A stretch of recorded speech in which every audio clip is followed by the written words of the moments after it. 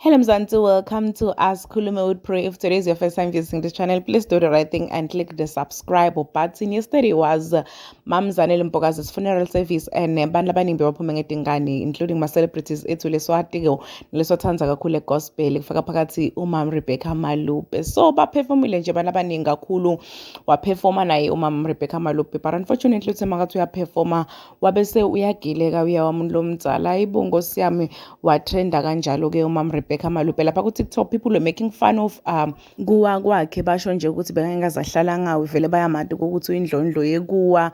Yo guys, bantu bakhuluma tinto leti cruel, but unfortunately guys, akazange wangabomi Nkosi yami, kwendeke liphutha, sonke siyawa, of which is something lejwayelekile. Bantu lwa TikTok benda inhlekisa, but YouTube bakhombise livelo lelikhulu uthi Podiane yena, I love God because he will use her falling to make her even more popular, and Rebecca is a human being and there's nothing wrong with her falling. Anyone can fall. Uthi user people can be so cruel towards other people. Sorry Mom Rapes, we love you and you did a great job, we appreciate.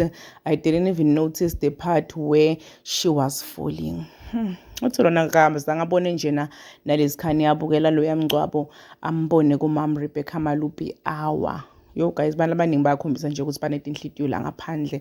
Uthi Amelia yena, how can you love when somebody has fallen? Really, she's a human being just like you and me. We are not better. God loves us all.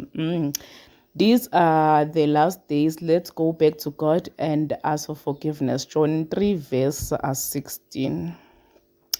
Siyabonga sisi. Uthi Xolani Qele. Sorry Mom Rebecca, but falling is for everyone.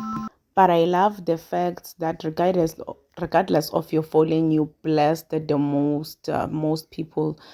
Uthi Sarah, and I don't know why bitter people always mock others. Immaturity only. Uthi user, they are also humans just like us. We should be praying for them, not laughing and judging them. Uthi Xolani, sorry, Mom Rebecca, but falling is for everyone. Oh, okay. It's the same thing. Uthi Sandiswa, nizinja kodwa yini ehlekisayo la bantu senaphelelwa unembeza shem ubuntu abusekho. This is the end of my video. Please don't forget to hit the notification bell, like, comment and share this video. I'll see you in the next one. I'm signing out. Goodbye.